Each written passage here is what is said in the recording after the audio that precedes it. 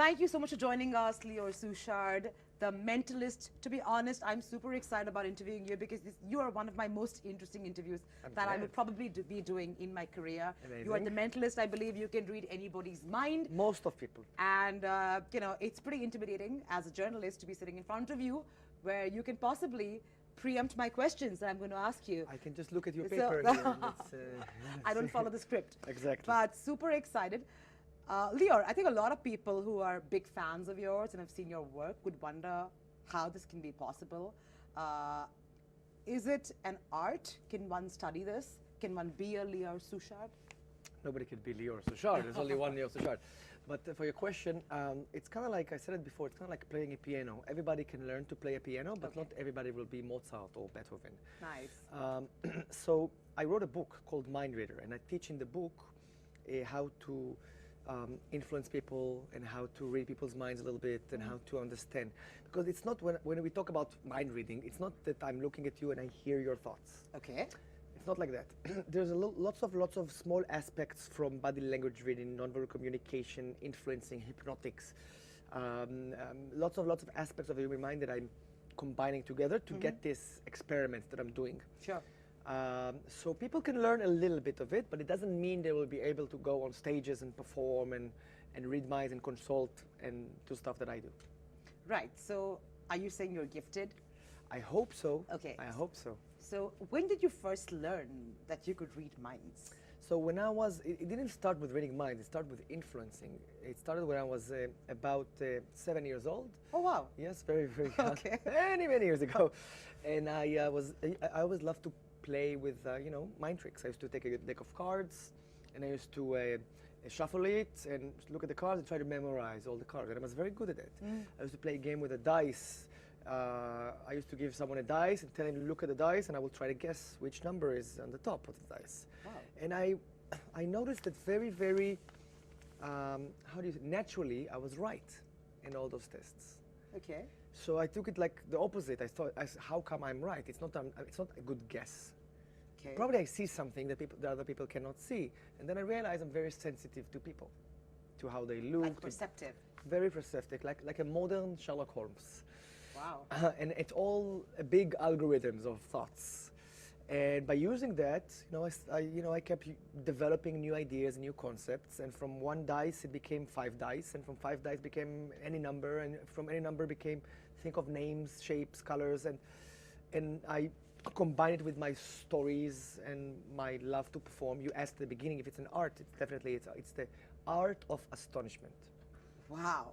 Yes. Wow. So, I'm assuming this art of astonishment, you discovered you had it.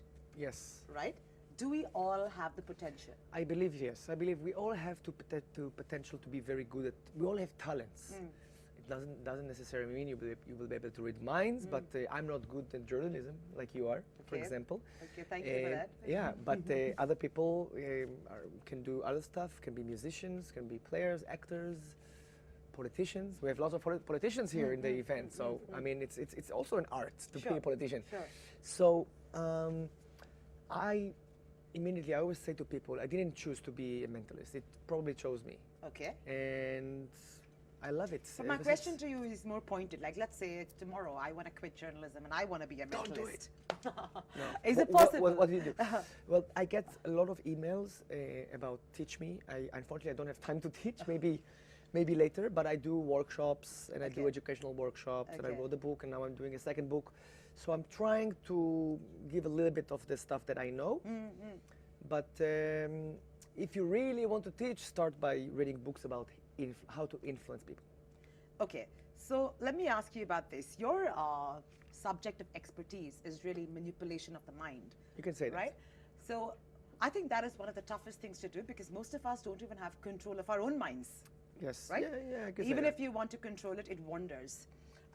Which is why, if you're saying manipulation of the mind, give me a sense of how does one control and manipulate one's mind before we manipulate, let's say, another person's mind? So a lot of things that we do, basically, it's not I do it. I just help you do it with yourself. So if I tell you, for example, I'll do an amazing test and you will see how amazing this is. Okay. Hold your hands like this. Yes. And remember, you're doing it, not me. Okay. And imagine that those hands are like magnets, but it's like not active yet. Okay. So just look into my eyes right now, and I'm Okay. snapping my fingers, and I mentally activate them. Okay. And as long as you think about it, you will feel that your hands want to attract to each other more and more and more. So you're kind of like resisting me, but if you don't resist me, you can see it's kind of weird. It's like you're not. It's like you're not even. You see, it's like your hand wants to come close together, and the more you imagine it, the more it will work. So the more you focus and the more you want it to happen, the more your hands will want to attract and come together. It's kind of weird feeling, right? It's kind of like something when my hands are pulling each other. So you can drop it, you can drop it. Thank you. But even the people at home, you can try it. The more you think about it, and the more you use your imagination, you will see how that your hands wants to come together. So I always say this, and let me try to explain it to you. I don't know what people are thinking. I know how they're thinking. Okay, super. So imagine there's like lots of buttons, Okay. and I know how to press the right buttons and the right algorithms to get information, to influence them. We'll do little tests. We'll do something very cool. Okay, So we just met, we don't know each other. that's true. I want you to think of something that there's no possible way on earth I could know. I always go for like a crazy, think of your first boyfriend. Something that is not a chance. There's about 20 people here in this room. Anybody here knows the name of? Nope. Nobody knows your first boyfriend. And Nobody in the room, no. nobody knows, okay. And you did not tell me the name at all. No. And look at it, can you just tell me what was your age back then? 19. You were 19, first dating and stuff, so it's kind of like 3 years ago, yes? Yes? I like you, Lior. I'm just going to look at you, and I'm just going to count 1, 2, 3, 4, 5, 6, 5, 4, 3, 2, 1. I think it's 6 letters in the name. Just count. Yes. Yes. And what I'm going to do, I'm going to write something for you, because I'm just going to, it's kind of interesting because you're looking at me and you're thinking to yourself, there's no way he will get the name. Right? There's no way. You're trying to throw me off here. So can I use this? Sure, Can I write go for something? it, go for it. I'm going to write something here. It's a really fascinating interview, Lior. It's the best. It's kind of interesting because it's kind of like an Indian, not Indian. Yes, you may be right on that count. I'm just going to go. I hope he's watching. Well, lucky for him, he made it on national television, right? With Really? Lior Suchard. Okay, If you do get the name. I'm writing something. I'm not sure. It's kind of weird. Weird for me. Okay, I wrote a name, and I want to tell all the viewers. People are very skeptical, and I want to address the viewers right now. They always think that if it's set up and I paid you or something. You did not. Please look at the camera. Tell them you did not tell me any information. I do not want my first boyfriend's name to be on national television. This is not information I would give him. Trust me. You promise. Yeah. So I wrote something here. What was the name of your first boyfriend? Khalil. Khalil. Like this. Okay, that's pretty close. Khalil, look at this. That's pretty amazing. Just replace the C with the K. Oh, but that's fine. I but think that's fine. That's very good. That's very good. I'm impressed. You I get mean, this? look at the perks of dating me. You make it on national television. Yes, Khalil, if you're watching us right now. No, I'm kidding. That's for you. Wow, that's really amazing. So how did I know that? I don't know. When we think, we transmit. Ah. And you just need to be a very good receiver also. And if it works together, thoughts are like energy, like frequencies. And my job is to try to get those thoughts on the way. But so then basically what you're saying is you don't know what we're thinking, you know how we think. So you're saying all of us think the same way. In a way, in a sense. So yes. you use the same formula.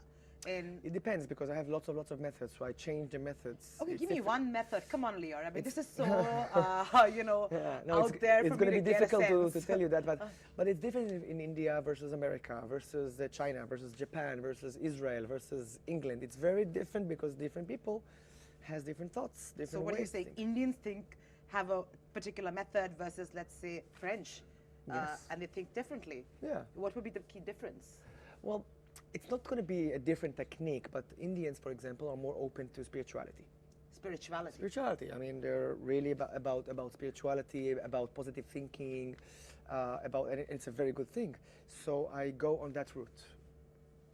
Okay, if I do a show in New York for I don't know analyst, everything will be mathematics and stuff like that. So it really depends who the person and the specific experiment that I will do with him or her. So with you, we did the first boyfriend test. Maybe with somebody else, I'll try to guess a number. Sure. Okay, sure. because with you, because you are a very intuitive person. Oh, thank you. And you are and because you're also very sensitive. I know that. Okay, So that's why I said with you, we'll go with something sensitive, something from the heart, something that you used to love someone when you were 19 years old. Let's raise that thought into your, and because you're very sensitive, I will have a possible way to find out to do it. I will not ask you to think of a number from 1 to 100 because this is very, very analytic, and I went into your more sensitive side.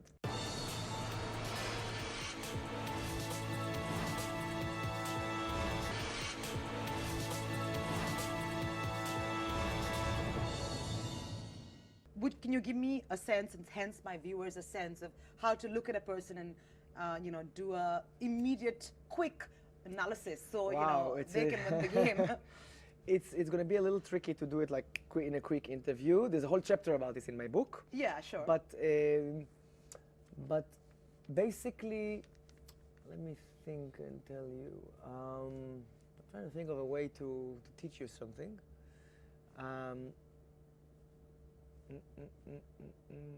The best way to connect to someone is, first of all, to create a rapport, to create a mirroring of the other person. As you can see, we're sitting in a mirror position next to each other.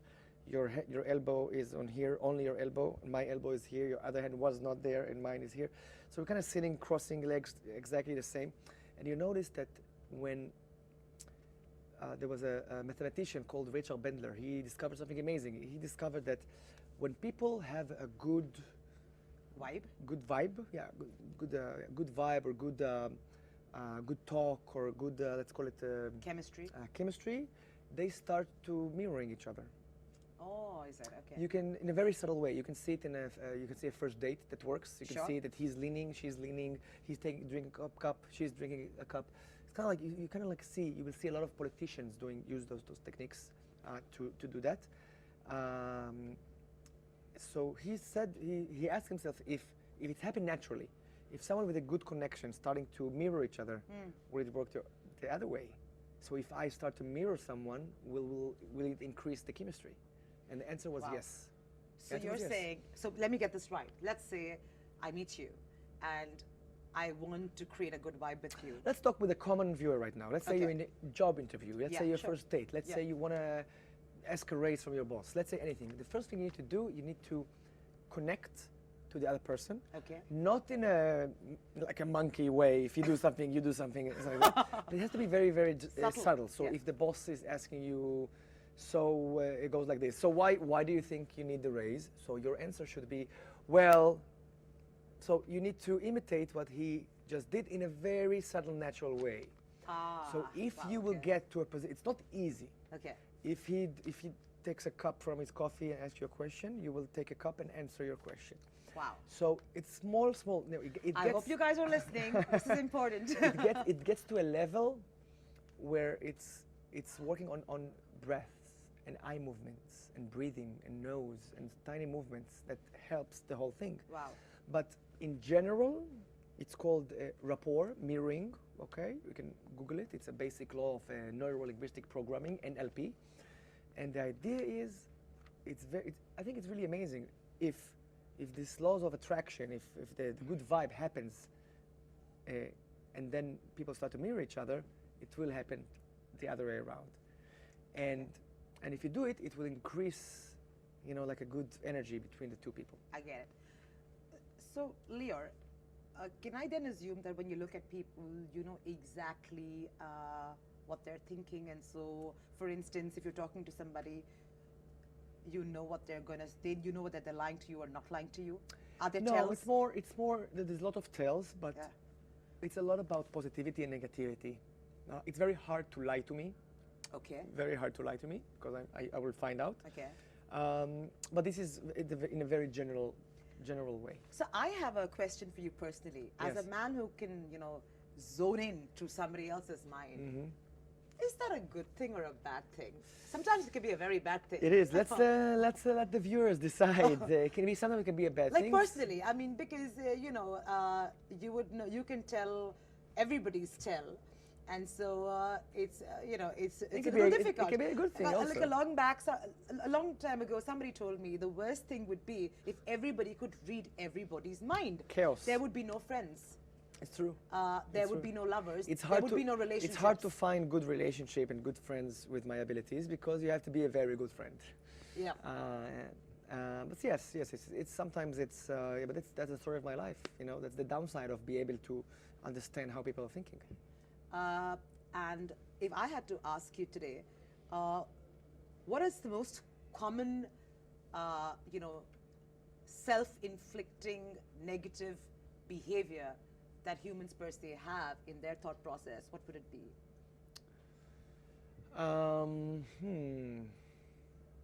It's a good question.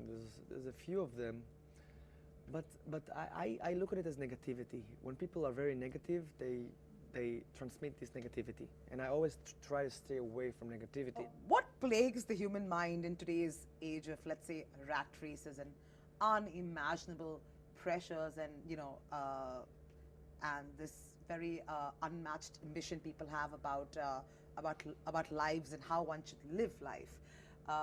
What is the thing that plagues the mind the most? Everything, the environment, especially these days with Facebook and Instagram and the instant messaging and everything is so fast and technology. You know, the mind is surrounded by lots of stuff that influence it. Yeah. So we become more sensitive, I think. So would you say today, when you do your sessions, right? When you teach people or you do workshops or whatever, what are the three things somebody would take away from your learning if they attend your workshops or read your books in terms of ensuring that they are able to emulate some of your teachings to ensure that they are better influencers of people? My teaching is not necessarily to get something and do as I do. The teaching is made by you to discover your abilities inside you. Okay. So we probably teach people there's techniques how to be positive, real techniques that I. Okay, can you share with me some? No, but a few. I'm kidding. I'm kidding. But one of them is to give a compliment on a daily basis. To whom? To anyone you can think of. So because when we give, we transmit and we get it back from the universe, from the environment, from the energy. Okay. So when we're positive things will happen to us. And it's not a spiritual way, it's kind of like it's a psychological karma, you call it. Wow, okay. So give a compliment, surround yourself with positive people, stay away from negativity. This is stuff that I really recommend, yes. Yeah, okay. And when did you first land your big gig as Lior Suchard, the mentalist? The master mentalist, The some master people say. mentalist. My apologies. I always did it. It starts very small, and birthday parties and private events. I still do private events, but for people that you know now. Sure, fair enough. People that everybody knows. I just love to travel. I love adventures. I love the reactions of people, and I love that when I do a show, it's funny. It's a stand-up mind reading show. It's exciting. It makes you be afraid. It makes you be happy. And it also gives you kind of like an inspirational about positive thinking about yourself. So it's kind of like I want people to experience this wonder. It doesn't matter who you are, if you're rich or poor or smart or dumb, or it doesn't matter. You were all leveled and become children again. Because as children, we used to have the sense of wonder. Sure. We were looking at people and, wow, it's amazing. And now we don't have it anymore because of all the politics and the wars and the countries and everything that's happening in the world. So my job is to bring back that wonder to people and let them see something that they wouldn't see if they wouldn't see me. Okay, fair enough. You gave us some clues on, let's say, how to get our next great increment from our bosses, or to get the next big job, or to please the date that you want to please. But last tip, which is useful tips that my viewers and me can use in practical day-to-day life before I let you go. Please.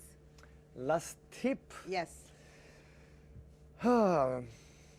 Well, there's a concept of of giving and giving back. Okay. It sounds very weird and simple, but this concept works on a level from between two people, a group, and even countries, which means that a person will want to help you after you helped him. Okay. And you can see it, for example, smart waiters, when they come and give you the check, give you the bill and a few candies, you will be psychological obligated to, oh wow, that's nice of you, to give them more tip. Got it. The people from Hare Krishna, they give you, how they work, they come, they give you a little piece, they give you the flower, and after you're holding the flower and you go, oh, that's nice, then they go, hey, would you mind maybe donating if you, Fair enough. after you're holding the flower. So you are psychologically Getting influenced, obligated to do it. There's an interesting, I'm coming from Israel, and as you know, Israel is an exciting country, startup nation, amazing technology, surrounded by people who doesn't love us very much, lots of conflicts. We had it's a perfect example. We had a time when the situation between Israel and Turkey were not very, very good. Okay. The politics were not very good, kind of cold. Okay. But a few years ago, when there was an earthquake in Turkey, Israeli army and the special units were the first one to send troops, people to help with the injuries, to help with the buildings. We have a very good unit, Right. 669 it's called. Right. It's a special unit that flew there, did it, helped.